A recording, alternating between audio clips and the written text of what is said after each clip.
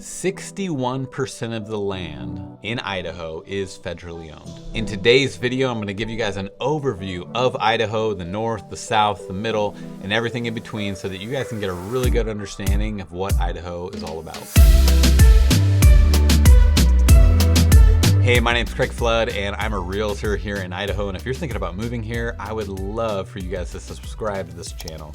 On this channel, you're gonna find all sorts of things about Idaho, what it's like to live here, what the housing's like, what the land is like, and things like that. And just like in today's video where I'm gonna walk you through north to south of Idaho, I would love for you guys to enjoy more of my videos and be helped in your process as you're determining if you wanna move to Idaho or not. Additionally, if you wanna talk, you can call, text, or email me anytime, and I would love to chat with you about your plans and be your guide as you make this transition. So I've got my computer with me today, just here to the left, so I'm gonna be looking down at that as I'm walking you guys through an overview of what Idaho is all about. So let's start off at the top. At the top, Idaho touches Canada. So Idaho is a very long state. It stretches all the way from Canada, all the way to the base of Oregon, touches Nevada, Utah, Wyoming on the side over here, and then also Montana.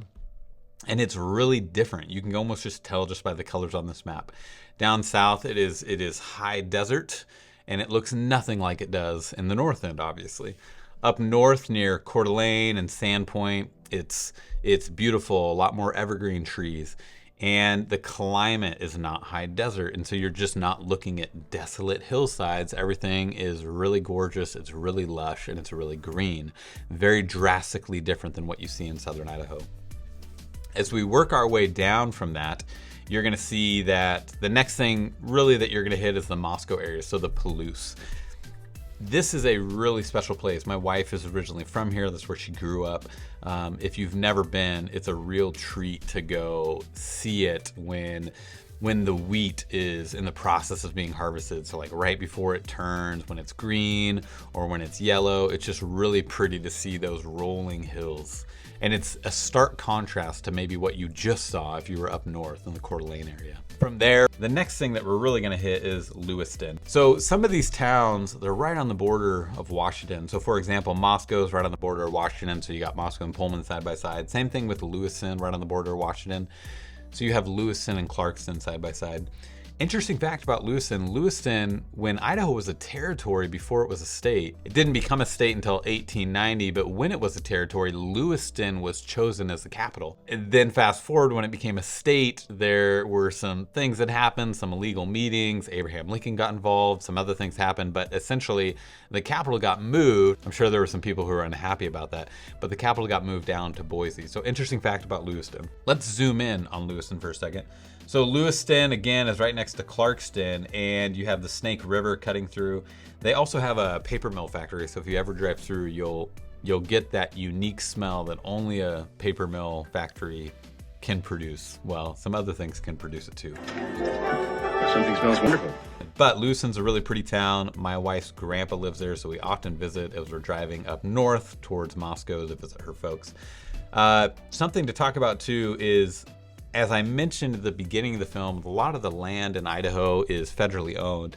And also a lot of the land is just not flat. So there's deep canyons, there's rivers cutting through things, big mountains and things like that.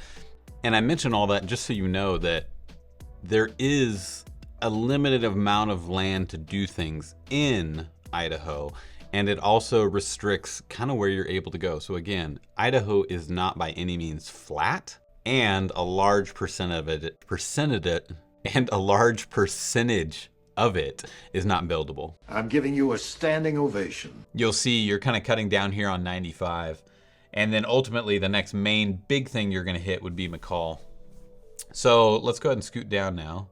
McCall is a beautiful town. It's a really fun place to visit. A lot of people in the Treasure Valley will go vacation up there in McCall and or Donnelly or Cascade Lake. You have the lake that you can recreate on. You have rivers that cut into the lakes. And in the wintertime, they throw a really fun winter festival. And fun fact about Idaho, when people think about the deepest canyon that the US has to offer, most people would probably think about the Grand Canyon, but they would be wrong. It's actually Hell's Canyon. The Grand Canyon is about 6,000 feet deep. Hell's Canyon is 8,000. So there you go, put that in your back pocket. It's also located just to the left of the McCall area. Okay, so I zoomed out a little bit on the map. You're gonna see McCall up here, and then you're gonna see Boise. So you're seeing that Boise's southern and on the far west side. And Boise is the capital of Idaho. And it's kind of located here in what is called the Treasure Valley. If you're curious to know more about the Treasure Valley, I did a video on that. You can click on it right there or check the link in the description below. But you've officially kind of hit, as you come out of this, you officially kind of hit that high desert, and it's a lot different than what you were seeing up in this area. So from there, let's look east. I zoomed out now, and you can kind of see the outline of Idaho. And over here on the east, you have 84 coming in into Pocatello. Once 84 hits Pocatello, you can either go north or you can go south, essentially. South down to Utah, Salt Lake City, or north kind of up to Wyoming, Montana. And this side over here, this is the side that's known for potatoes, right? So if you ever hear potato jokes, just know that it's coming from over here. This is really beautiful over here. What I really like about this area is that you have these kind of major cities here like Idaho Falls, Pocatello. But then if we zoom in, you're also bordering Wyoming. And so you have these towns like Victor and Driggs, which are really pretty.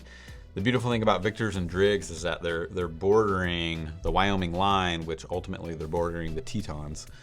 And here you have Teton Village, Jackson Hole, all that stuff, the Grand Teton National Park, Yellowstone National Park. But again, over here in this section of Idaho, you're in that high desert. It's really flat land, and it's a lot of farming land. So if we zoom back out on Idaho now you kind of have a sense of how this is positioned around its neighbors, all the states around it, and how it differs from north to south, because it is a big difference.